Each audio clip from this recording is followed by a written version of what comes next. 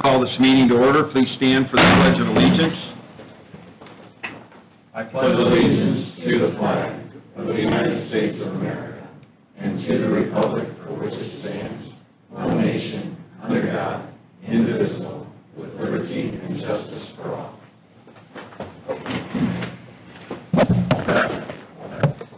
Good morning. This is the Board of Commissioners meeting, Tuesday, September 3rd. It's just a little after 10 o'clock. We're going to move right into the consent agenda. Melissa? Melanie. That too, Melanie. Approval of payroll, August 23rd, 2019. Approval of minutes, August 13, 2019. Approval of claims, August 8th, August 15th, August 22nd, and August 29th, 2019. Thank you. Move right into the Memorial Opera House, Artistic Services. Oh, no, do we? That's all under the consent, right? Yep. We've got Nate Miller, Angela Hyde, Sarah Alejo, Allison Granat, and Aaron Sharp for Artistic Services agreements, and for a venue rental agreement, we have Greater Valparaiso Chamber of Commerce, nonprofit, 2 dates. Okay. So that is the consent agenda. I'll throw it to the floor. Motion to approve. Second. We have a motion and a second for the consent agenda. All those in favor signify by saying aye. Aye. Aye. Pose same sign. Motion carries. Now we're going to move into announcements. The Board of Commissioners have 3 announcements to make. The first announcement is there will be a press release going out today where we are announcing repaving projects and lane restrictions on North Calumet and Meridian Road. Those 2 projects will be, the roads will not be closed, but they will be slow for paving. And these are 2 main north-south arterial roads in the north part of the center part of the county, and they're up for repaving. This is also part of our Community Crossing Grants fund from the state of Indiana. So we wanted to announce that there will be some repaving projects and lane restrictions on North Calumet and Meridian Road in Porter County. So please make a note of that. You'll be seeing press releases and other things coming out, but we wanted to announce that officially today at our meeting. Next up, we also wanted to make some changes from now till the end of the year on the remaining commissioner meetings. We've had some schedule conflicts with commissioners traveling and doing some other things. So our next commissioner meetings from now till the end of the year are October 8th at 10 o'clock in the morning, November 5th at 10 o'clock in the morning, December 3rd at 10 o'clock in the morning, and December 17th at 10 o'clock in the morning. And again, they will all be held in this chambers. So please make a note of those dates. We'll also be changing the website and any other documents that people go to be able to look at these meetings, but we wanted to announce those meeting changes today. The last thing that I wanted to announce today was over the last several weeks, the Planning Commission and Code Enforcement have been very successful. We've been moving towards, over the last couple years, moving towards taking down unwanted buildings in certain neighborhoods. We've been making a push on that for the last couple years. It actually takes a long time for these things to work through the system and be able to finally get the rights to go in and take these buildings down. And we just approved, was it 8 or 7? 7. There were 7 buildings that were approved in the meeting several weeks ago. We've already started on one in the South Haven subdivision. We've tore it down, but you'll be seeing the county out there doing some more work on these. We have another group of properties that are on the next queue to take it through the process, and we're going to continue to be diligent in getting folks that aren't taking care of their properties and trying to bring them up to the county standards. This is just something that the Board of Commissioners has decided to do. For many years, there was no money in the unsafe building fund, and I know several years ago this board moved to take a portion of ancillary building permits and other things to move it towards the unsafe building fund. So now we actually have money in the unsafe building fund, and we're going to continue to keep that replenished, and we're going to continue to keep moving forward and getting rid of some of these eyesights that out there, and maybe some owners and people that need some help completing that and getting that done. So that's a big task, and I'd like to thank the board for moving through on this. I'd also like to thank the Plan Commission and the code enforcement. It's been a lot of work. We've also been working with the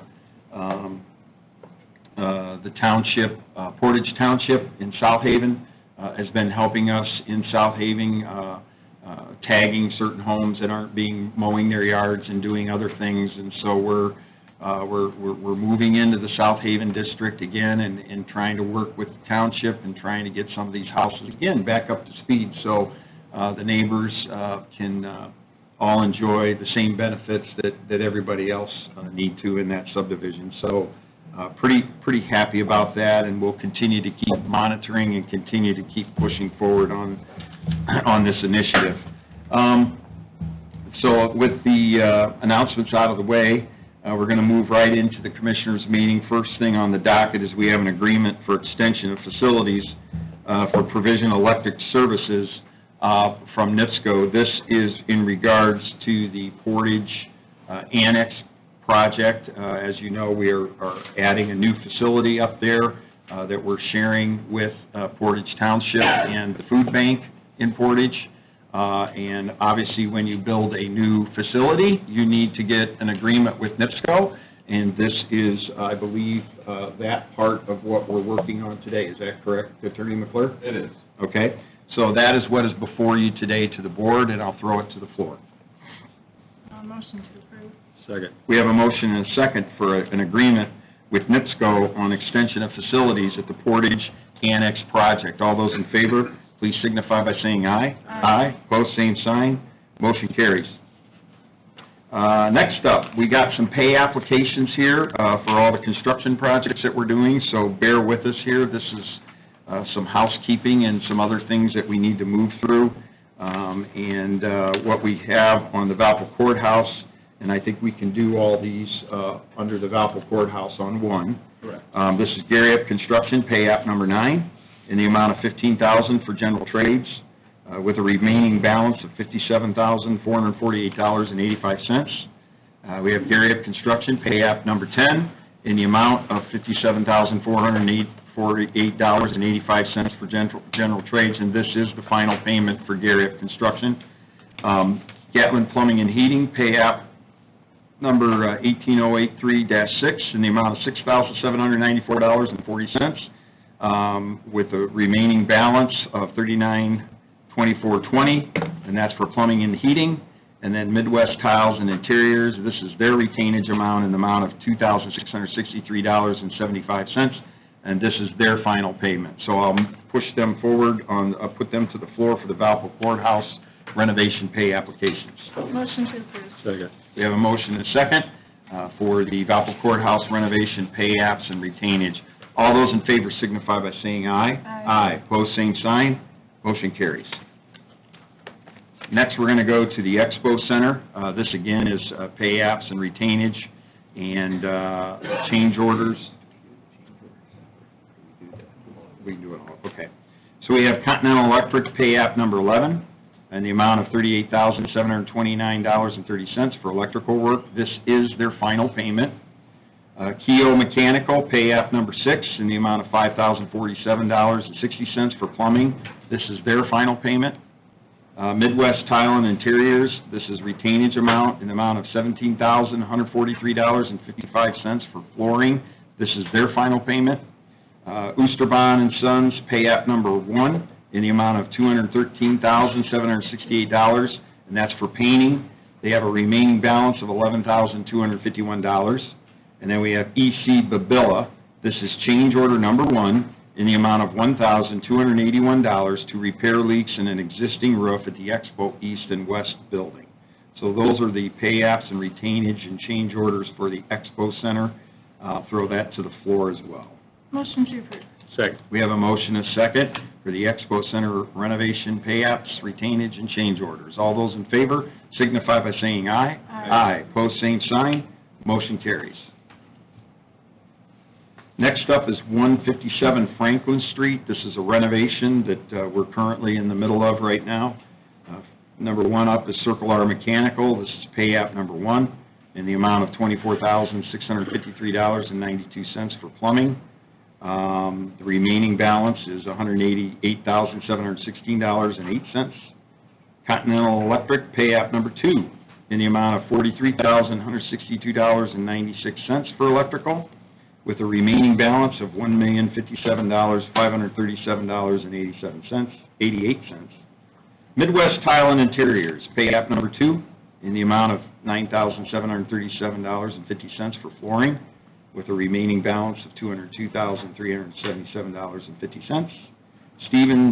Stevens Engineers and Constructors, pay app number one in the amount of $165,953.60 for engineering work, with a remaining balance of $1,234,046.40. And then Pangier Corporation, pay app number one in the amount of $328,922.68 for material and labor. I would assume that is for the metal studs and drywall, with a remaining balance of $888,077.32. And I'll throw that to the floor for Franklin Street pay apps. Motion to approve. Second. We have a motion and a second for the 157 Franklin Street renovation pay apps. All those in favor signify by saying aye. Aye. Aye. Pose same sign. Motion carries. Next up, North County Annex renovation, and we have one change order, and this is for Zilkowski Construction. This is change order number 4 in the amount of $59,248, and this is to provide additional sidewalks in accordance with ASI, and as also we had to go in and remove a really bad area of bad soils where we're putting part of the parking lot and sidewalks in there. And that's what that change order's for. Motion to approve. Second. We have a motion second for Zilkowski Construction, change order number 4, in the amount of $59,248 for additional sidewalks and remove unsuitable soils. All those in favor signify by saying aye. Aye. Pose same sign. Motion carries. So now we're done with the pay apps. We'll move right into, next up, we have the Health Department. Connie Rudd, Director of Nursing. You want to come? Yes, please, come forward.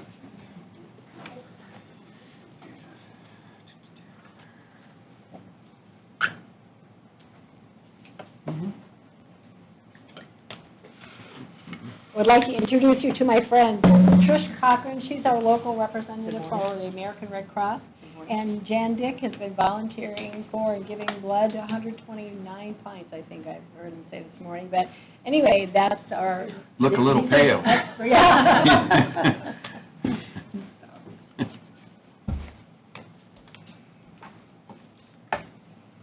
But the Health Department would like to sponsor a blood drive. We haven't done one in quite some time because we used to come inside, and we haven't had an inside to do it for a long time. So they will bring their blood mobile and park outside, and we were hoping to line it up on a Tuesday with a market in place, hoping that we'd pull as many people as we could, employees and outside folks, and get as many people as we could.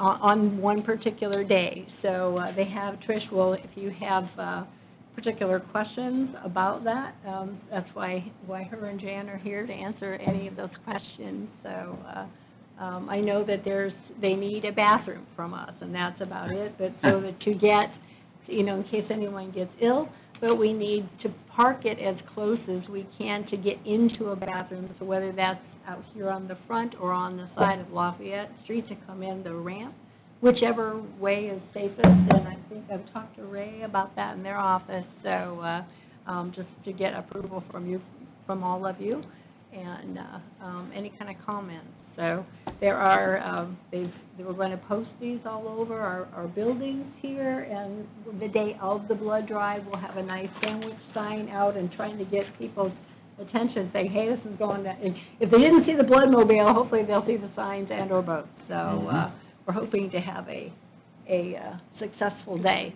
So I was just looking at stats before we came up here. I was telling Jan that 36,000 pints of blood or units of blood are needed every day across the United States. And we're sure with Dorian, the hurricane hitting, that they're going to need some more. And usually summer is the time that they're really down on blood supply.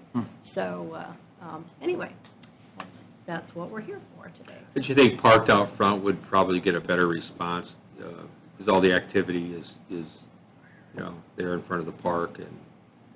Yeah, referring to the east side of the building? Yeah, right here. Yes, I think the east side would be the best, because it's also the flattest part, and so we need to make sure, it seems like on the north side, it's a little bit slanted, the street, so if we could be on the east, best visibility and the flattest section. I know we have one spot over there for Porter County government on the east side, but the other two spots, I think, are still controlled by the city of Valparaiso. So I think we can act on our own if we put them in our spot, I would think. Now, if they want to be closer to the corner, then you may want to talk to Valparaiso about getting that corner spot taped off or whatever the night before and go from there. But if the Porter County government site, which is a little further away, our parking spot, you can go out there and look, there's a sign up there. I would say we could do either. Really. I would think the city would be more than... Yeah. You know some folks over there, don't you, Jan? Jan? I do, not speaking for the city, but there's been no problem in the past getting signs and posting. I'll take that to the Board of Works over there. I want to meet the meter maid who's got the guts to decide a Bloodmobile, right? I don't think Dunn will do that. I don't either. Okay. Do we want to make a motion then for, I'll make the motion to approve the Red Cross mobile unit at the admin building for October 1st from 8 a.m. to 2 p.m. Second. We have a motion and a second. All those in favor signify by saying aye. Aye. Pose same sign. Motion carries. Good luck. Thanks for doing that. Thank you. Yep.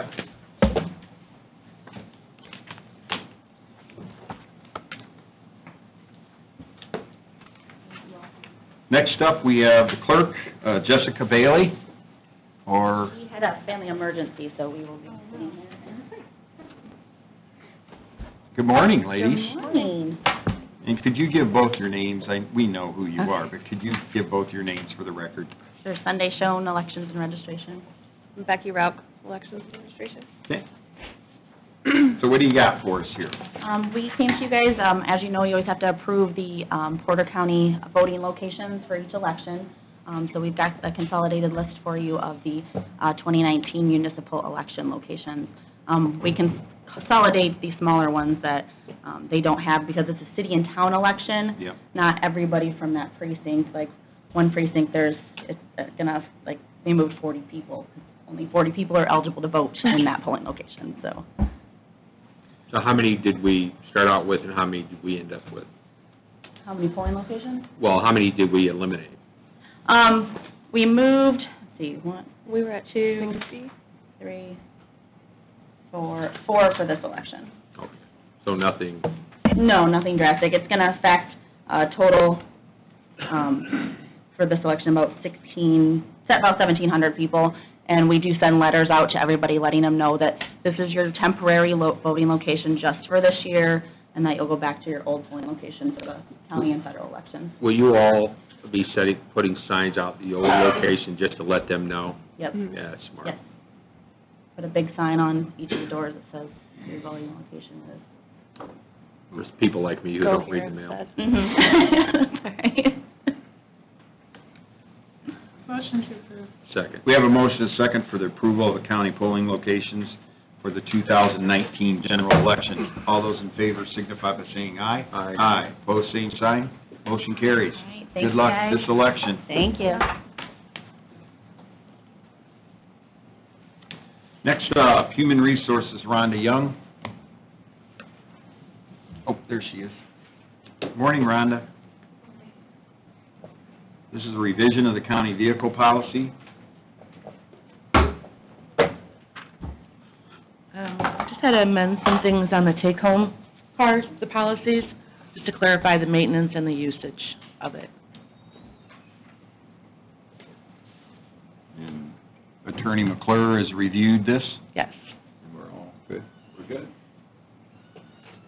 Motion to approve. I'd rather discuss first before we, if we may. We talked briefly here this morning, is that I noticed that in the revision or in the established policy, the current policy, there is no revision in there about taking the vehicle out of state. It doesn't address out-of-state usage. When we revised it, I put just to and from work. They can drive to and from work. Yeah, I saw that. But I thought that there would, I thought it would be smart to have something that clearly stated any time the vehicle is being taken out of state, it must be approved, pre-approved. We can add that. Yeah. I can put that in there. Anytime taken out of state, get pre-approved. Well, yeah, I think Scott will clean that up a little more, but. Yeah. Okay.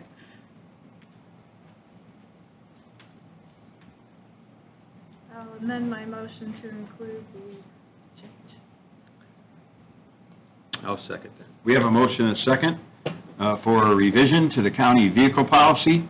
All those in favor signify by saying aye. Aye. Aye, pose same sign, motion carries. Thank you, Rhonda. Thank you.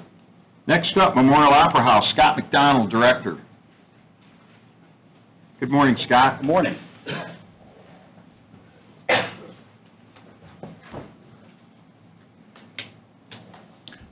We are looking to do a transfer from account 3310, which is our printing other than office supplies, in the amount of $14,000 to our hourly payroll, just to cover payroll for the remainder of the year with increased hours with the holidays coming up, and as busy as we've been, we just want to make sure that we are covered for the remainder of the year.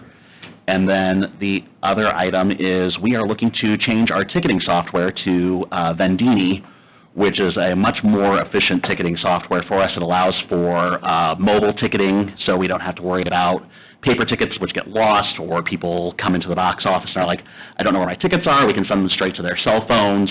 It just is going to allow to kind of decrease our bottleneck that we're experiencing in the ticketing office right now. The upfront costs are $10,831. We are using the IAC funds that we received that I mentioned at the last commissioners meeting to cover the bulk of this expense. How are we, what is our cost now dealing with this, with ticket sales? With ShoWare, we run anywhere from about $1,500 to $2,000 a month. It's based on volume. This is just the upfront cost. And Vendini is similar, but the volume costs are less expensive than ShoWare. So this is just to take care of getting all the equipment set up, all of that. I'm also researching with ShoWare the current equipment that we have, scanners, printers, if there's resale value on any of that, or if we get any sort of credit back to our account for sending those things back. Any other questions? I think Guess it's we'll a do great the first idea. one. Yeah, we'll do the first one first. We'll do the Yeah. transfer first. As far as transfer goes, motion to approve. Second. We have a motion and a second for a request to transfer funds from 3310 printing and other office supplies in the amount of $14,000 to account 1120 hourly. And this transfer will cover the hourly payroll for the remainder of 2019. All those in favor signify by saying aye. Aye. Pose same sign, motion carries.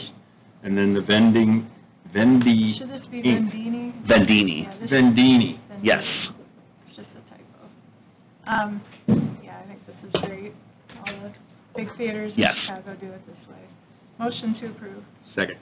We have a motion and a second for Vendini, an agreement to provide ticket management systems in the amount of $10,831. I did read the report that you sent over, and I think it's very warranted for the amount of volume and things, the Thank great you. things that are happening at the MOH right now. Thank So you. this puts us right in line with some of our competitors, which are now in the Chicago theater Yeah. area. So this is exciting times, Thank you. and we want to keep up with those enhancements. All those in favor signify by saying aye. Aye. Pose same sign, motion carries. Thanks. Thanks, Scott. Thank you. Have a Appreciate great everything. week. Thank you. Auditor Vicki Urbanek.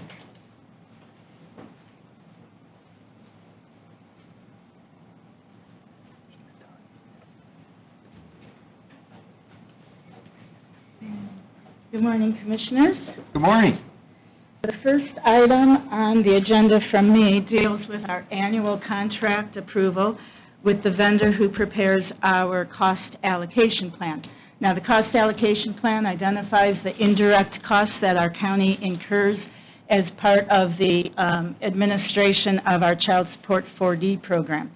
And what indirect costs are is, as the name implies, costs that are not directly attributable to costs like salaries or equipment or supplies, but indirect costs. So what this plan does is it identifies all of the departments that provide support services for other departments, and then it runs a variety of calculations to identify how much all of these different costs can be allocated to 4D. This is a plan that is required to be submitted annually to the state and federal agencies for federal reimbursement. And in calendar year 2018, you might be interested to know that our federal reimbursement was about $197,000. This year, our reimbursement increased a bit to just about $222,000. This money is deposited in the county general fund, so this is a county-wide program. It's not just the auditor's office, and it's treated as miscellaneous revenues, which is really important, especially as we continue to see increases in the tax cap funding losses. The contract is with the vendor who has been doing this plan since 2014, and even though I mentioned it's an annual plan, you haven't seen me every year, because back in 2016, you all approved a 3-year contract with Dossett Consulting. Now we're back to an annual approval. And the reason, the reason why you did the 3-year contract was to get me through my term so that whoever would be county auditor beginning in 2019 would start fresh. And I'm here. So that pretty much sums it up. Your department is in this plan because you provide support services through a variety of ways. Facilities departments in this plan, print shops in this plan, auditor's office, treasurer's office, and the list goes on. Motion to approve. Second. We have a motion and a second discussion. Do we want to, I guess this board needs to decide if we're going with the 1-year option or the 3-year option. We need to amend the motion probably. Which one which one, Madam Auditor, are you asking us to approve? 1 year, The 1 year. yes. Okay. I didn't see a price Different? discount for 3 years. And Keep this them on will- their toes, too, though. Mhm. And this will allow us to get through a new program that I'm developing in terms of auditor oversight of the cost allocation plan. And I've come up with a worksheet that I'd like us to work through it for another year at least. Okay. But we've been very pleased with him. Okay. So that is a 1-year, 1-year agreement that we're approving. All those in favor signify by saying aye. Aye. Pose same sign, motion carries. Thank you.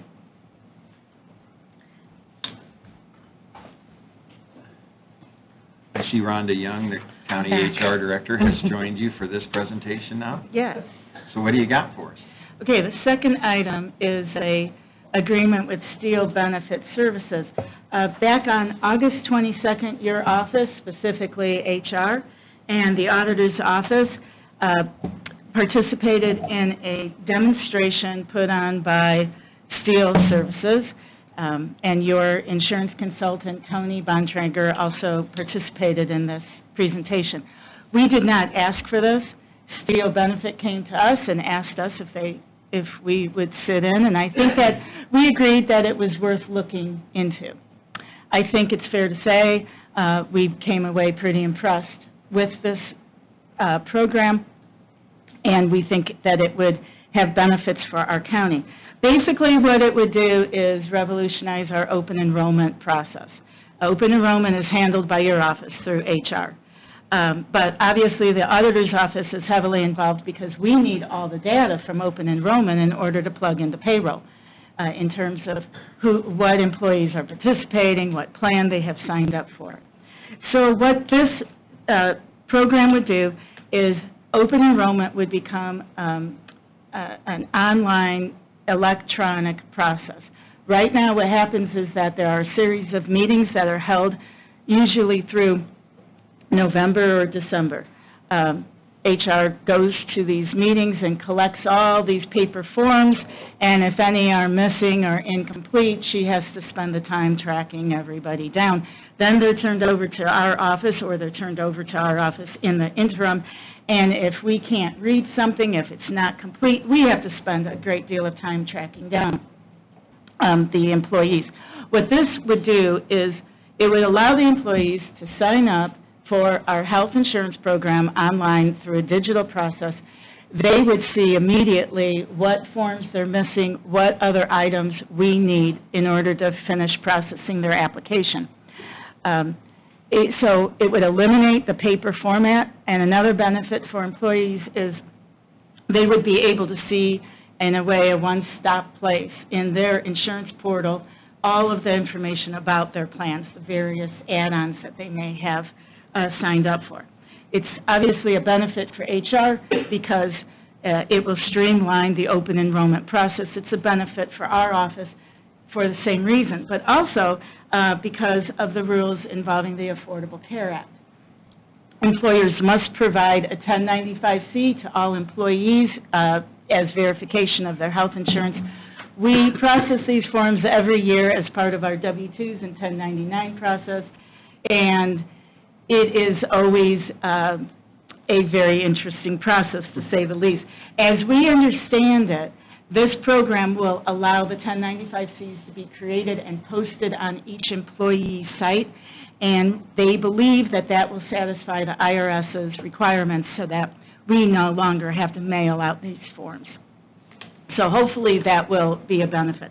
Because it is a benefit to both of our offices, especially for our office with the ACA, I would be willing to use my budget to pay for half of the cost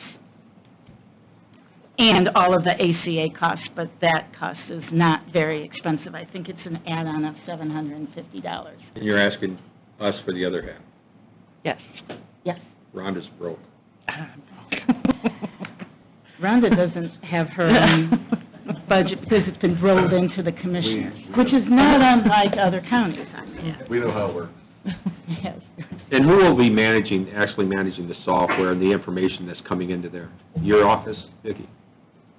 No, it'll be HR. It'll be, yeah. HR, yeah. And Tony You're more of Bontrager the has back worked end. with it. I Duneland tried helping you Schools, out there, Rhonda. I know, I saw that, thanks. Duneland Schools have switched to it, so people around Porter County are now switching to this, and they also use it, connects with the LAO. Yeah, no, it's Yes. smart. It's It works with Lowy. Yeah, yes, it does. paying to have these forms, the various forms duplicated and sent out, brought back in, trying to read the handwriting on some of it. Exactly. And they're willing to come out and help with open enrollment, and like, I told them we'll go to Highway, because Highway can't come here, we'll go to the jail, and they're willing to go to those places and help. Yeah. Motion to approve. Second. We have a motion second for an agreement to provide employee benefit enrollment software in the amount of $7,500, which half will be paid by the auditor and half will be paid by the commissioner's office. All of those in favor signify by saying aye. Aye. Pose same sign. Motion carries.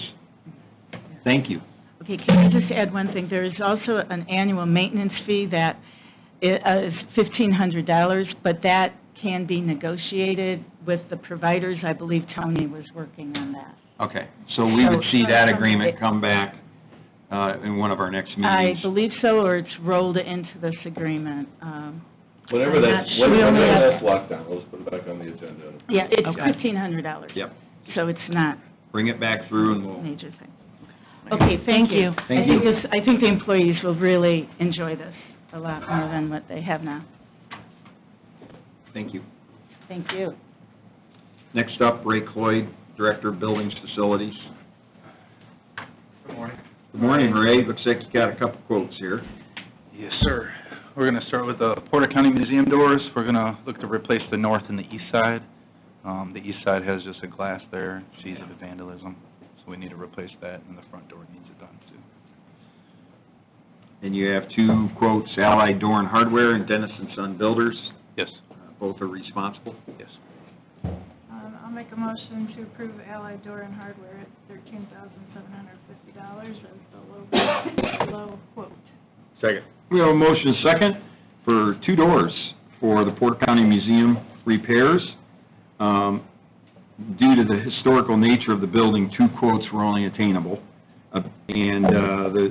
We are recommending Allied Door Hardware, $13,750. All those in favor signify by saying aye. Aye. Pose same sign. Motion carries. Thank you. And then the second one is a quote. Last Commissioners meeting, we got approved for a steam table. The lowest vendor that was qualified, he didn't see eye to eye with us in the purchasing, the way they do business. So we reached out to the other vendor and seen if we can get a better deal, and they actually brought... You re-quoted it. Yes, yeah. So that's Here what we are back again to do it again. Yep. What was it, Ray, that they didn't see eye to eye? They wanted a purchase order agreement. We told them that's not how we do it. We just, sign and carry on. And he said, the gentleman that we were working with at the end, he said the person that we were working with was an intern, and they didn't know how they did business. So we So in essence, they wanted an agreement before this board agreed to it. Yep. Yeah. That's not how it works. Yeah, exactly. So we got a better deal. It came in $1,000 cheaper. Oh, there you go. Yeah. And what is the new amount? $3,200. I think it was $3,245. I think we just approved the last one at the last meeting, right? Yeah, So this is... Yeah, and that was at 42. Yeah, we need a motion to decline, what was the other name? Restaurant Supply Company. Decline that one and go with Central Restaurant Products. Okay. Okay, I'll make a motion to withdraw from the Restaurant Supply Company and move to Central Restaurant Products, which quoted at $32.45. Second. We have a motion second for Central Restaurant Products. This is for a hot food serving table for the Juvenile Detention Center for $3,245. All those in favor signify by saying aye. Aye. Pose same sign. Motion carries. Thank you. Thanks, Ray. Thank you. Next up, we have the Highway Department. We have Jim Polaric representing the Highway Department. Good morning, Jim. Good morning. Good morning, Commissioners. What do you got here? We're wanting to purchase 5 new trucks with snow plows on them for the foremans and the supervisors, and then exchange their current vehicles for that. There's been some changes, though, from when we submitted this. We spoke with Scott and Enterprise, and we can get a better deal going through Enterprise than purchasing them straight out. So I think I saw that next on your agenda, you're going to address the Enterprise issue with the stormwater. Yeah, the master contract with the county is currently with Storm and Plan, which you'll be becoming part of. Later on down, when we're dealing stormwater, that's the deal with the consignment agreement. That's the last piece of that transaction, which will also be a master consignment agreement, which would allow them to sell our vehicles.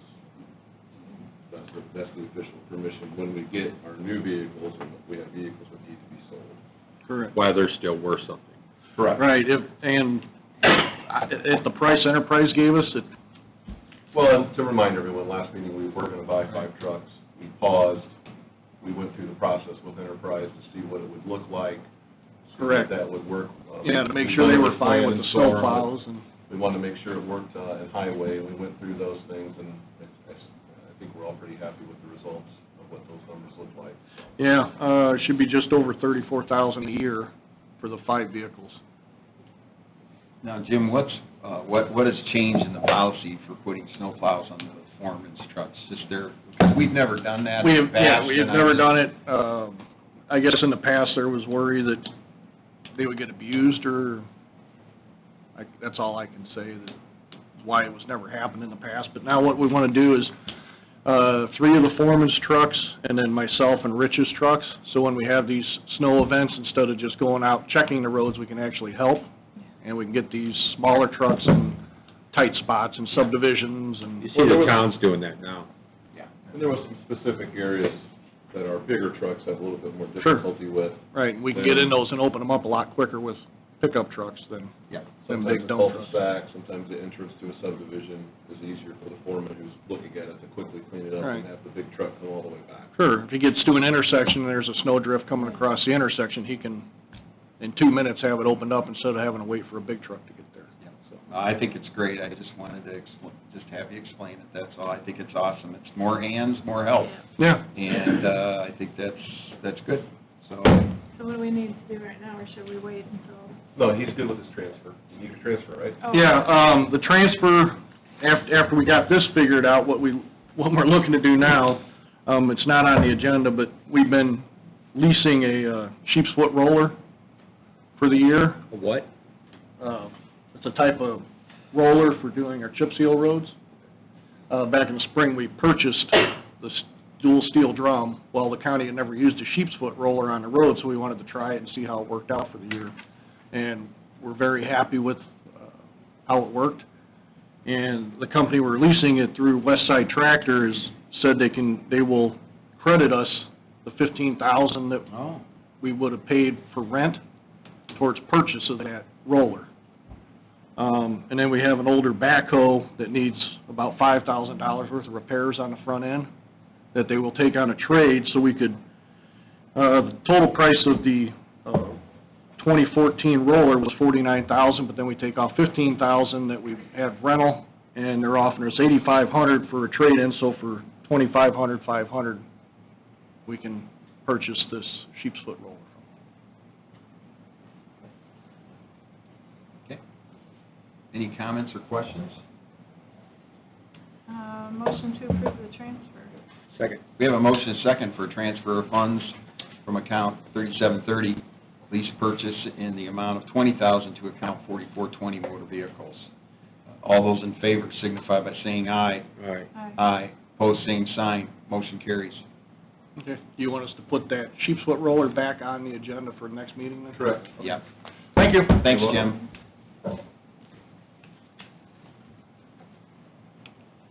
Up next, we have Development Stormwater Management. Bob Thompson is the director of that department. First up, we have an ordinance to amend Title 15 of the County Building Code, Building Permit Conflict of Interest. This is second reading. This was discussed at our last meeting, went through the public remonstration and the public hearing portion. It was approved unanimously, and now we're here back today for the second reading to formalize the direction that we would want to take on this ordinance. And I'll open it up to the floor for the board. Motion to approve the ordinance to amend Title 15 of the Building Code, Building Permit Conflict of Interest on second reading. Second. We have a motion and a second for ordinance to amend Title 15 of the County Building Code. All those in favor signify by saying aye. Aye. Pose same sign. Motion carries. Next up, we have Enterprise. This is a consignment agreement for sale of department vehicles. This is an agreement with Enterprise to sell our 3 vehicles that we have. We're proposing to sell the 2 Ford trucks we have that have been used by building and planning, and also the Ford Taurus that we have for code enforcement. On that, it's, instead of sending them down to sheriff's for sheriff's sale, we're allowing Enterprise to sell them. Correct.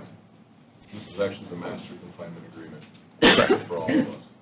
Right. But right now, what got us here was the vehicles we're selling. Mhm. Any comments or questions? Motion to approve. Second. We have a motion and a second for Enterprise. This is a consignment agreement for the sale of departmental vehicles for the entire Porter County All those in favor signify by saying aye. Aye. Opposed, same sign. Motion carries. United Consulting is next up. What do you got here for us? Service agreement with United Consulting for Bridge 149. This is Waverly Road over the Little Calumet River. This is a federal aid project that we receive funding for, and it's due in for construction in the year 2024. So this is a design services agreement for this particular bridge. Why does that take so long? For You said 2024, the construction. Yeah. We have the federal funding for construction dollars and construction inspection only. The design services we are doing locally. We feel that also helps entice NDOT to get us these grants. Okay. And NDOT is just, this is the year they advertise for the funding, Okay. so. Motion to approve. Second. We have motion and second for United Consulting for professional services agreement for Bridge 149. This is Waverly Road over Little Cal River. All those in favor signify by saying aye. Aye. Opposed, same sign. Motion carries. And then next up, we have a request. Go ahead, guys. This is a request from the city of Valparaiso. They're working with Westling Engineering on a water main extension. This is going to go down Sturdy Road. It starts up approximately, is it around Pennahill? Yeah, just south of US 30. Right, and then it heads on down, and it's going to tie into the subdivision that they have services to Prairie Landings down there towards Division Road. This is going to create a loop for their system, so they're requesting to be able to close the road. The main reason is because they're going to have to bore underneath the railroad tracks that are there. And this is under that viaduct that carries the road under the track, so the only way to jack and bore and put the bore pit in is to close the road. Do we know how long this will be closed, Or like when? or when and how long? Time frame will be late winter, early spring next year. Okay. So 30 should be done.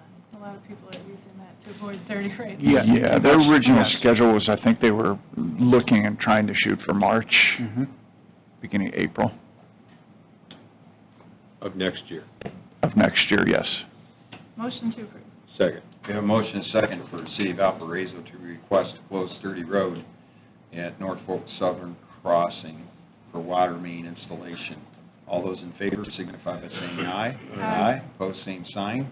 Motion carries. Hey, Jeff asked, I don't think I heard, Jeff asked how long it was going to be closed. Do you have any idea? Yeah, it'll probably be a week to a week and a half to do this.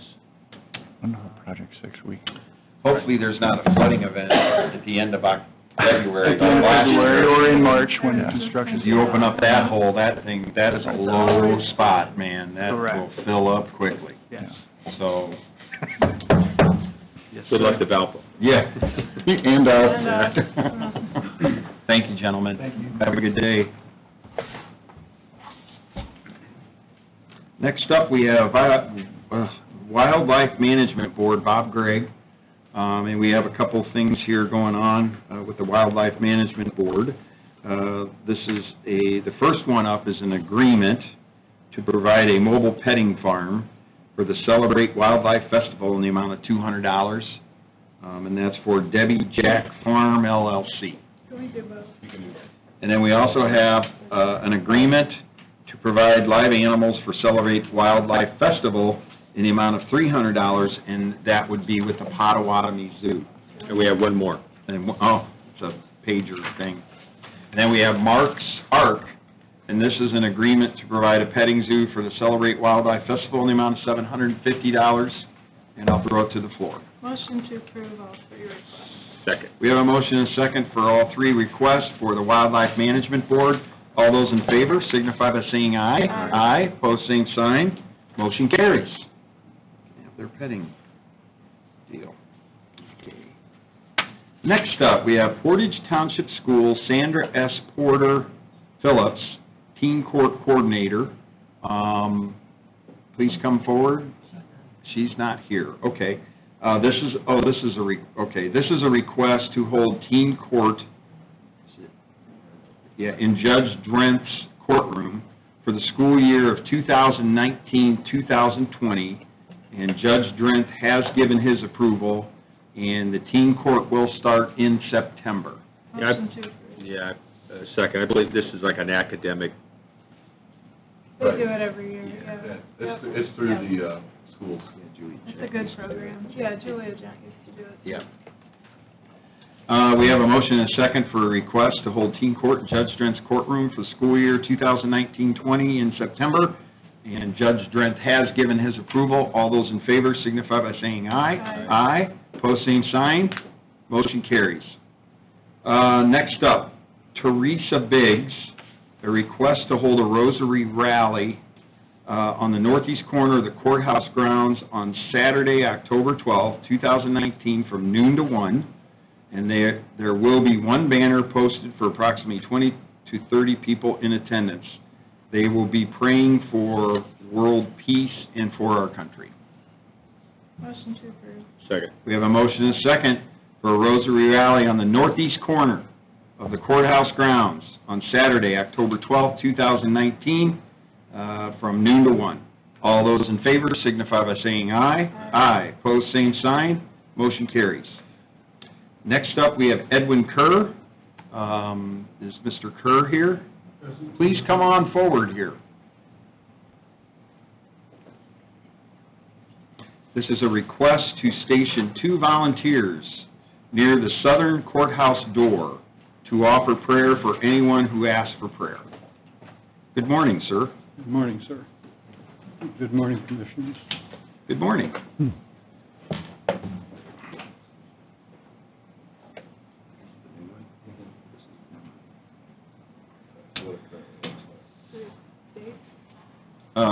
Is there a date for this event? No, he wants blanket approval moving forward for 2 people to offer prayer for anyone who asks for prayer. This is a ongoing activity. It's been going on for 5 years. And we offer prayer to people who pass by the courthouse or go in or come out of the courthouse. Any time their courthouse is open and the weather is permitting, people will not stop for prayer if it is raining or if it is too cold. But we have been doing this for quite a few years, and we have blanket approval from the city to do this. They've never placed a date on it or a limit of the time. Where were you located? Just the city? Well, if we usually station one person with one or more people with a table on the city sidewalk, in such, particularly where the mailboxes and the delivery service boxes are, because we can put the table there without obstructing the general flow of traffic on the sidewalk. Then the request for the ability to place someone near the door is because some people have, people can approach the courthouse from any direction. You can see there are several sidewalks, and there have been a number of people, when we have had a person there, the number of people who came in or out of the courthouse wanted this service of prayer for whatever their prayer request was. Are you requesting to set up a table as well there, sir? No, not at all. The place on the city sidewalk would be fine for the table.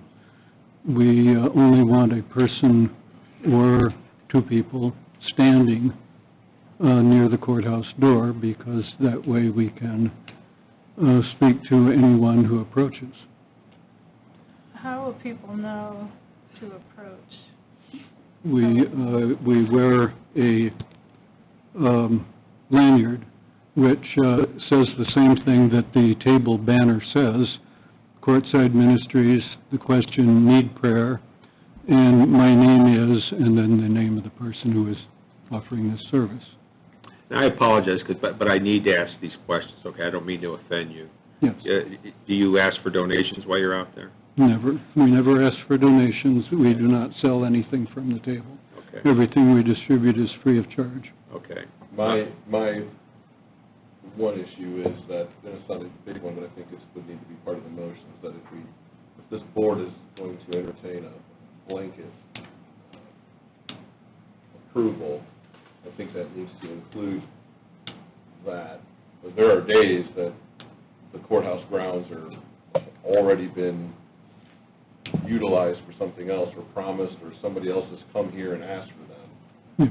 I don't think we want to, or we should, overlay those type of things together. For instance, Popcorn Fest, things like that, where people have come and have done the process to utilize the courthouse grounds in total. Yes. I think an approval would need to be, it could be blanket, but for those days that have been approved for the courthouse grounds in total for some other event.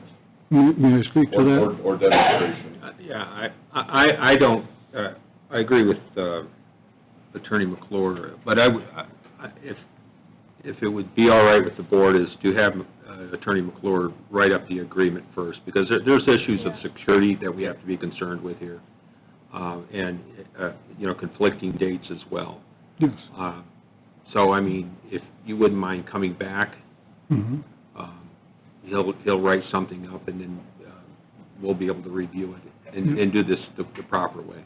Yes. That way, you're not, we understand, you understand where we're coming from, we understand where you're coming from. Yes, may I speak to this now? Yes, sir, I don't have a problem. Yes, that even if the Popcorn Festival or some other group utilizes the entire courthouse grounds, the activity of people going in to see their parole officers and so forth goes on. And the Popcorn Festival would never... No, we're mixing two things now, because when that's happening, the courthouse isn't opening. So there's Saturdays and Sundays. Some of what I was referring to isn't on a regular Tuesday when court or probation meetings are happening. Yeah. We would never come out if the courthouse is not open. It's our... That's right. So I think that ties back into what Commissioner Biggs was saying, is getting something kind of all of us on the same page as to what would be approving is the point. Because if we're talking a blanket approval, sir, you or I or none of us are going to be up here forever, so. Right, yes, well, that's what I mean. I believe that there is no conflict because, first of all, most groups that are demonstrating confine their activities to the north of the courthouse because they get more exposure on Lincoln Way, and they can go on and do their activity, and there's no interference with our activity on the south side. As for if the entire courthouse grounds are dedicated to this and they're to some activity like the Popcorn Festival, but the courthouse is closed, we wouldn't come out. Well, we appreciate your comments on it, but you're asking for something that we've never approved in the past, and that's a blanket approval. And I personally would appreciate the time and the attorney's legal opinion on making sure that we're addressing as much liability here as we should be addressing under those circumstances. I agree. Well, and plus if we put it in writing, any issues that, because Yes.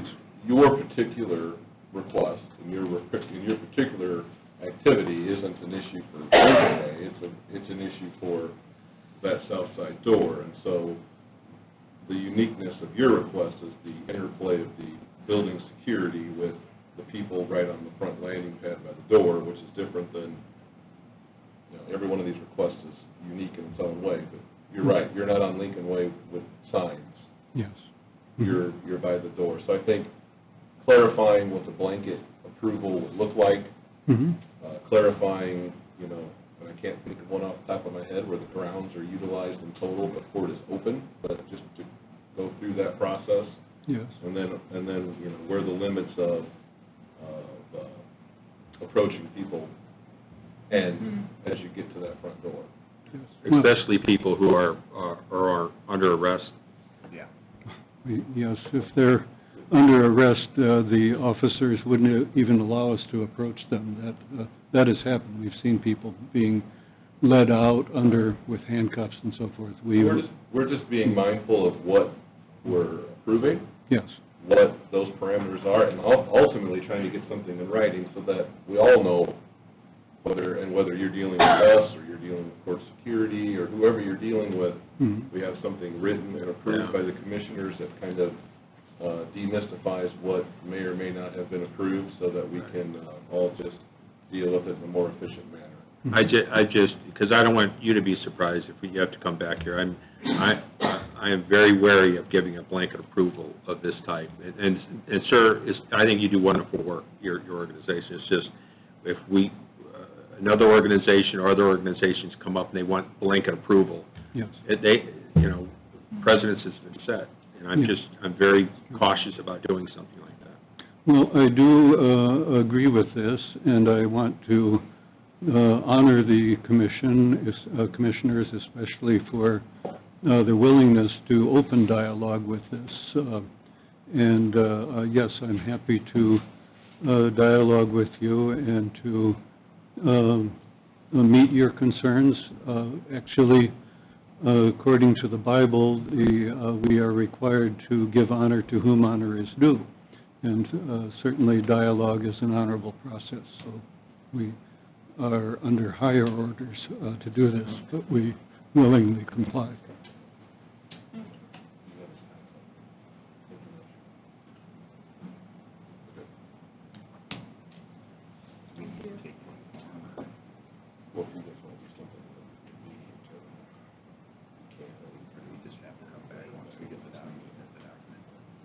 So we have your contact information, so what we will do is we will start developing a document that we can have our attorney look at, and then once we get some things ironed out, you can come back up here and we can...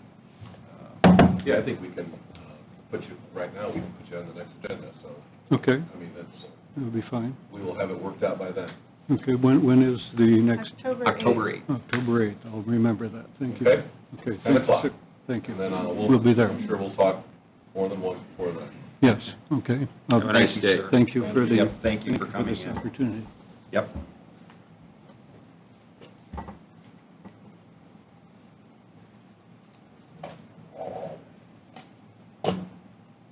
Okay, next up, we have the Northern Indiana Atheist, which is Terry Moss, Director.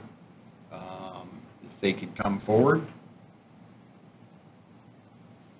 Doesn't look like anybody from that group is here. Should we go ahead and hear it out? Well, I wish they were present, because this is part of the issue of, have we already approved the grounds for something else? Yes. And they did tell me they were going to be in attendance. This group? No, I moved to Sherry. I think we should continue it to the next meeting, or... Yeah, I'm not comfortable in approving something where I can't ask questions. No. Well, and the other bigger problem is that we have another event. Goes back to the event we were just, ties into a little bit to what we were just talking about. We have a previous event who's already got the whole courthouse grounds. This gentleman and his group they brought them all in. I think it's silly. Well, I think this, so from 5 to 8, there wouldn't be in court, so in your particular circumstance, you wouldn't be present, but that's part of the issue So here. do I need to move to continue this Correct. until Second. October 8th? Correct. Second. We have a motion and a second to continue the Northern Indiana Atheist request to use the courthouse grounds on Friday, February 6th from 5 till 8. Just for the notification of the people in the audience and public record, that is the same day as the Valparaiso Holidays event that's going on in downtown Valparaiso, where the entire Valpo is consumed with celebrating Christmas. So all those in favor signify by saying aye. Aye. Pose same sign, motion carries. We're now to the end of the Commissioners' meeting. Is there anybody in here wishing to address this board? And I think we have someone over here. Please come forward, state your name, your address. Hi, my name is Evelyn Caminas, and My address is 1087 North Pearson Road, Chesterton. I may have been misunderstood about the meeting. I thought that you guys were going to address a problem that's been in existence for 20 years now, and it's to deal with the golf course that was built across from me, and when they put up their nets. Now, I've been there for over 40 years, and they've been there about 20 years. And when they eventually put up their nets, they did not go far enough north. And if you look directly at my house, there is a net, but the golfers are north of that net, and there is no place on my property unless it's in the back of my house that is protected from the driving range. And when they slice them, I get them all. They have broken my siding, they have broken windows. It's very dangerous to go out there. I shouldn't have to live like this. And I have been told by them I could move. Well, I've built my house there, and that's where I wanted to live, and I just don't have the resources to just pick up and move whenever. I just don't understand why something cannot be done. You know, I'm not asking for money. This should be an easy fix, I would think. I can't be going to get an attorney for a problem that I did not create. I did not move there with it already being there. They built after I was there for 20 years.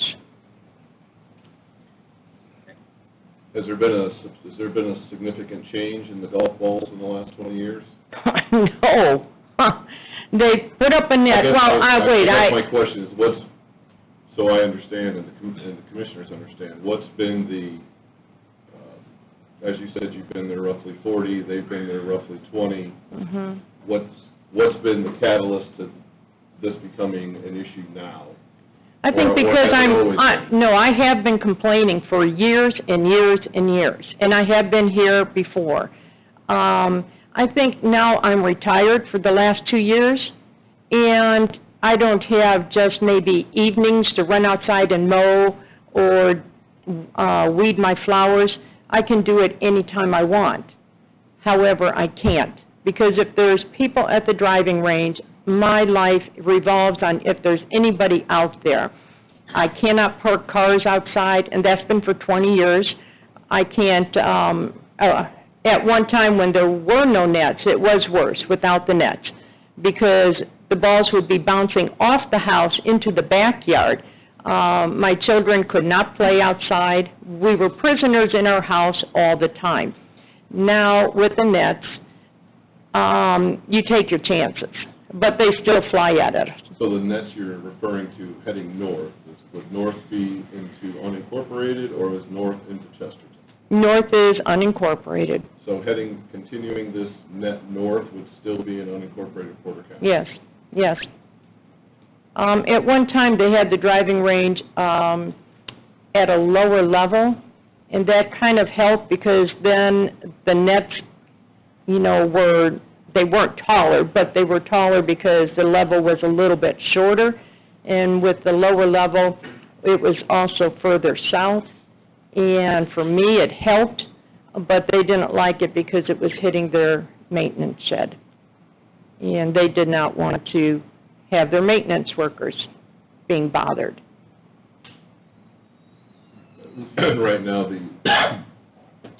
the net is 40 feet tall? I don't know. Oh, yeah, it's every bit of that. It's every bit of 40 feet. I thought it was 45, but I'm not really sure. I don't know. I believe the net's sitting at 40 or thereabout, and 40, I believe, is our highest level without varying from our ordinances. So they're at the maximum level at this point. But it's not far enough north. I can walk out into my front yard, anywhere in my front yard, and it is not protected by a net. Well, I think the Chesterton Tribune called me on the issue, and we have spoken. and I certainly remember your first visit here. My belief is that, you wouldn't be allowed to sit there and chuck golf balls onto their property or onto your neighbor's property. And I don't believe, even though they're a golf course, that they should be allowed to do that. You can see where they've made some type of preparation or decision to try to keep the balls, off the neighbor's property there. But there's also an issue of a road, that there's a public road between your property and the golf course as well. I'm not sure, as you said, that this has been going on for 20 years. When I went and talked to the golf pro, I was told, talk to our attorney. It's just part and parcel to living next to a golf course. And that's not the response that I thought I was going to receive. I didn't think it was very friendly or very neighborly. What I would like to ask the Board of Commissioners to do is if Scott would draft a letter to the golf course to try to open up some dialogue, some conversation here to see what they're willing to do, and it would also give Scott some time to see what we can do in this situation. Now, I don't know, I don't know if we have any legal right here. Well, this is just so everyone to be at the proper context. This isn't the only golf course, and I'm not sure I've ever played a golf course that didn't have a public road around it and/or specifically a hole or two that you were either driving over the road or you were driving next to the road. So there is this isn't a one-off issue, I guess is my point. I'm not suggesting that the golf balls coming into your yard isn't upsetting. I want to be clear that this area is not new. It's not unique to Porter County or to Chesterton, and that the law on who's responsible when they hit that golf ball is pretty crystal clear, and it's that crystal clear because this issue is not unique. And that's the golfer? And that's the golfer. Could I interrupt a minute? Well, hold on. And that what we can deal with is looking at the net, looking at where the net is, how tall the net is, and whether or not that is something that would potentially cure the problem. And again, the reason why I brought up earlier the height of the net is because right now, there are at least the existing net is to the highest that can be in the county, without going through basically the process to not have to follow that rule. So I think what we can look at is the issue of the net, where it's located, and I think attempting to opening up some dialogue with the golf course is a good first step to see where that's going, and where that could go, and what may or may not be able to be done in that direction. But at the end of the day, I just want to give the context to it all, that this isn't unique to this one area. Again, I'm not saying it's not upsetting to have golf balls in your yard or to have the issue of potentially having one of them hit you. I just want to be clear that there isn't, the reason why this hasn't been completely eradicated in the 20 years that the golf course has been there is because we're dealing with the golf course's rights, homeowners' rights, whether this is a public nuisance, whether it rises to the level of a public nuisance, who's responsible for the golf balls when they hit them, how would we, assuming we know that it's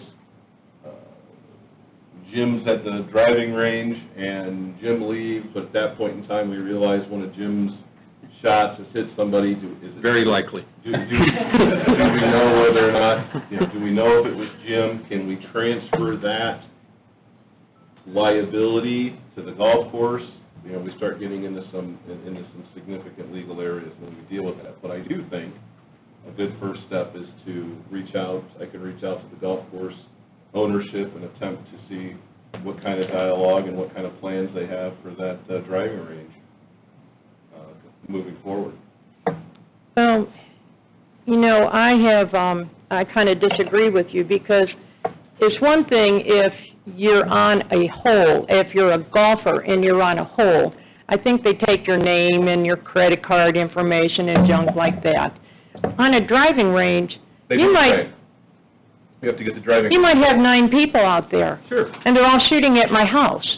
So which one hit it? Because not one of them, even though they have almost missed me numerous times in my car, not one of them have ever said to let me know something's coming. You cannot see these coming at you at like 90 or 95 miles per hour. You only hear them going through the trees, and by then, it's too late. Are they orange balls or? They're white. They're white. With a black stripe on. They're range balls. Range balls. Has anybody talked to them about just moving the driving range, repositioning? Yes, we have, many times. They don't? They said it would hit the people on the golf course. They're paying customers. Excuse me. They're paying customers. That's why we need to have we need to communicate with them. The net needs to go further north, and it needs to probably be higher. And they need to turn it or just get rid of the driving range if they can't fix the problem. And How much farther north would you want it? Oh, gosh. At least a couple 100 feet, So 200 feet? probably. And how tall would you want it? Well, I think it's 45 feet because they put a berm up and they put it on top. But with it being real close to the driving range, they may not need to have it as tall because it seems like it goes up as it goes further. I don't know, probably the same height as it is, but further north, much further north. There is nothing in front of my property that is at an angle from that driving range. And it's been like this for numerous years. And I did take them to court recently. And because I left town for a short time on a vacation with relatives, and my son found for me a broken outdoor light and a broken window, which I had a hassle with. I notified them. They just don't answer back. And so I took them to court.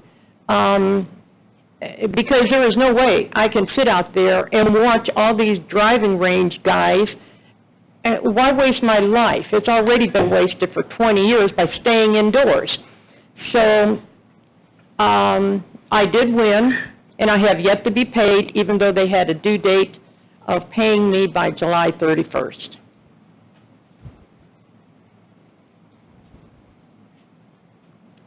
Previously, with the other owners, I would call them up and say, you broke my siding. They would send somebody out, fix it. You broke my window. I'm tired of that. You know, I shouldn't have to live like that. Yeah, and that was brought up in a conversation I believe I had with the Chesterton reporters, that the previous owners were pretty, they responded when something was broke. They did, and you know, they did. And they were very, a lot of them were much kinder to us. However, we still had the problem. And it would really be nice to quit having the problem that we did not create. You know, as far as the county commissioner, I think as long as the houses are there and the golf course is there, we're going to have problems, some degree of problems. But I think that if the golf course just communicates, is a little bit more attentive about, you know, like I said, I can't take something I own and keep chucking it over the fence in my neighbor's yard and not expect something, you know, the law is going to come in and make me stop doing that. And break a couple windows and say tough luck. That's what they do. Well, I'm sure they don't mean to do that. It's just that we're going to reach out to them and see what we can find out, and then let's go from there. And do I come back next month, or what happens? Okay. Thank you. You're welcome.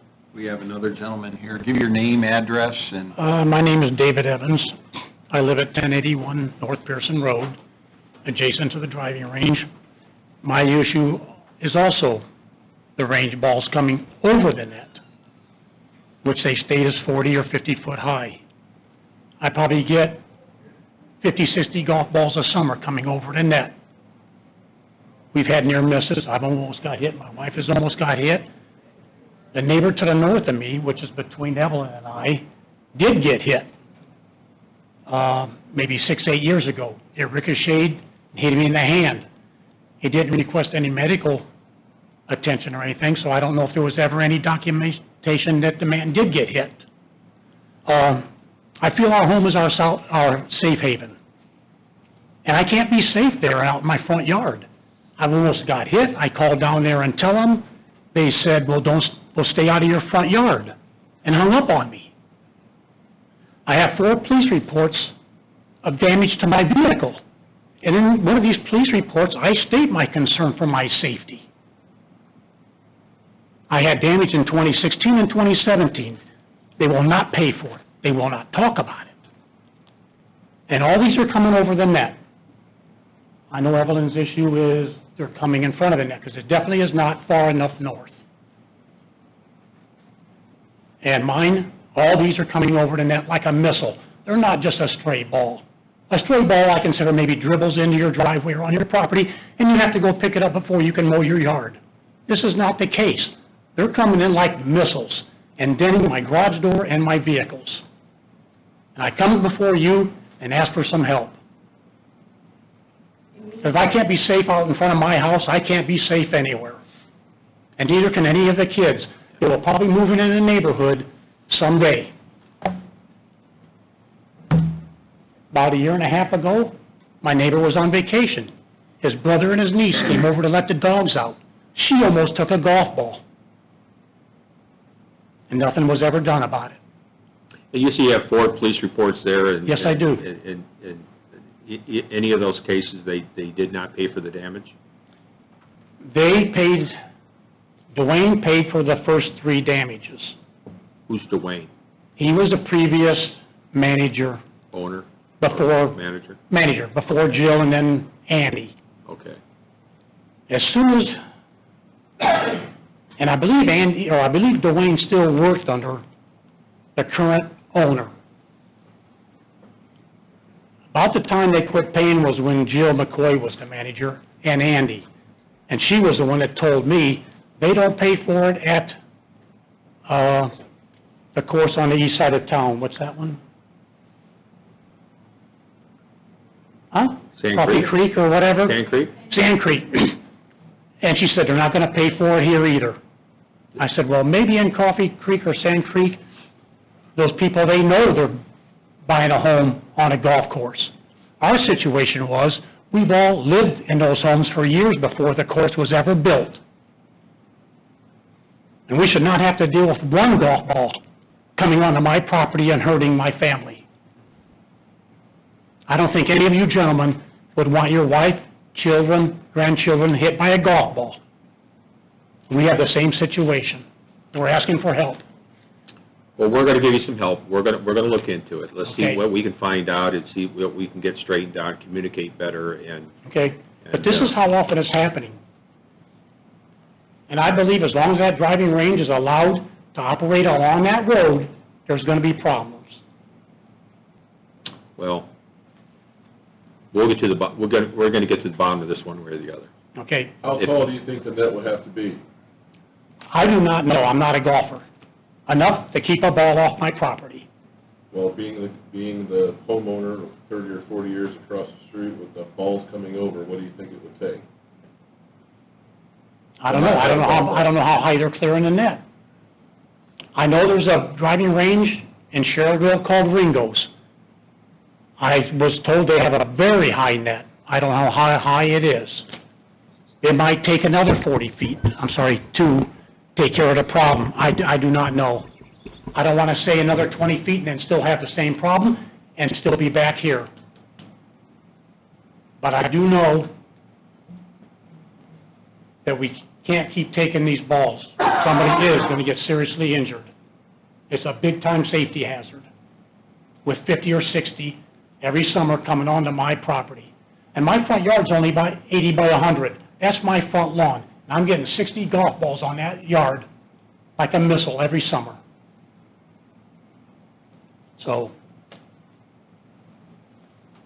That's my, Well, thank you. We have another person behind you that wants to speak Oh, as well. this is my too. wife. Oh, okay. Just give your name and your address again, thank you. Hi, I'm Kim Evans. My address is 1081 Pearson Road.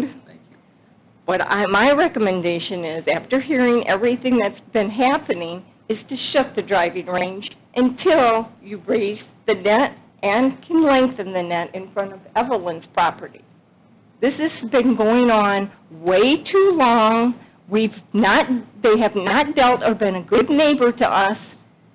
You do need to shut this driving range down for us until they can stop the balls from coming in our yards. Our vehicles are parked in our driveways, and I'm sure none of you would want golf ball dents on your vehicles parked in your driveway. It's on our property. They are harassing us on our properties with their balls coming on our property. And you need to stop that. If you can shut that driving range down, that's my recommendation. That's the only way you're going to stop it, until they raise the net and lengthen the net. That's the only solution I see, that the driving range should be shut down.